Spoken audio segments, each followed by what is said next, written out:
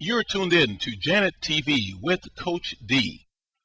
This is Janet TV on the radio, and you're listening to Bring It In with Coach D, where we catch up with athletes and coaches from around the world.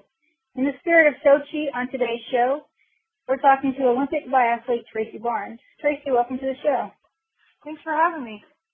Well, I know a lot of people may know you for your most recent Pay It Forward moment, where you made it to Sochi and decided to give your spot to your twin sister, Lanny. We will get to that great story, but first, I would like to share your background with our fans. So, Tracy, take us through your journey of when it all started and how you got into this sport.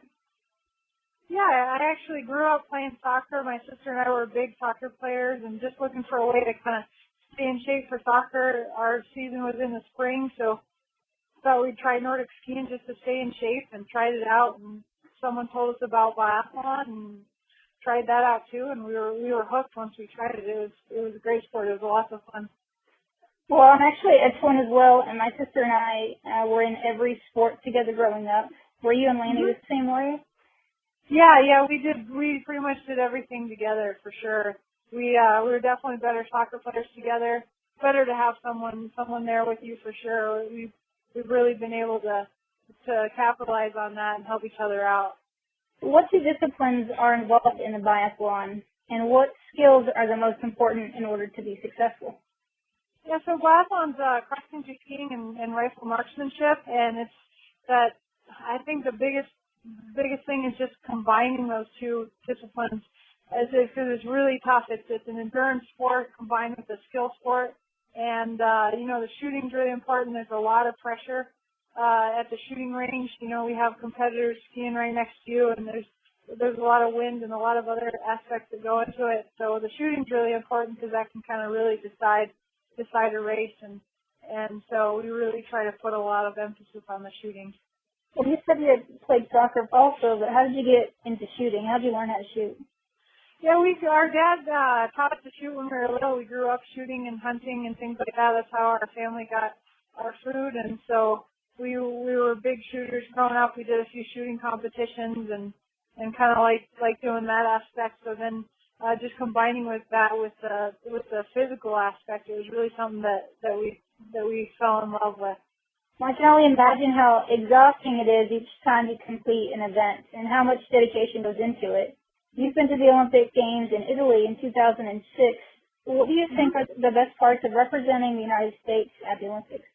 I think one of the competition obviously is really pretty exciting because that's what you work towards. But really the opening ceremonies is great because you're walking out as a team, all the athletes from all different sports, and you're representing the U.S. and you're walking behind the flag, and that's definitely a great honor doing that.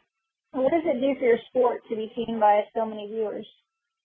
Yeah, I think it's great that our sports are able to get some exposure. It's not too big in the U.S. It's one of the biggest winter sports in Europe, so we'd definitely like to see it grow a little bit in the U.S. and get more kids involved and stuff. But yeah, it's good that we're getting some exposure for sure. Well, being on the biggest stage in the world this year in Sochi was a dream of yours that did come true, yet you chose to give your spot to your sister Lanny. When people talk about paying it forward, it usually involves a cup of coffee. So, for those who haven't heard, can you tell us how things transpired in Italy during the last qualifying event for Sochi?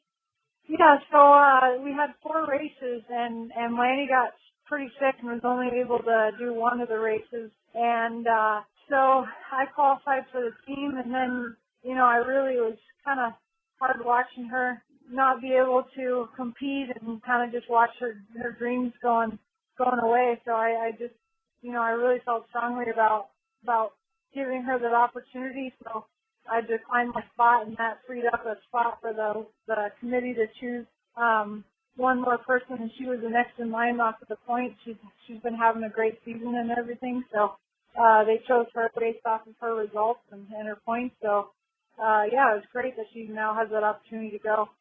Well, I know when I give a gift to somebody, I get so excited that sometimes I tip it off to them. So how excited were you to give the news to Lanny, and did she have a clue?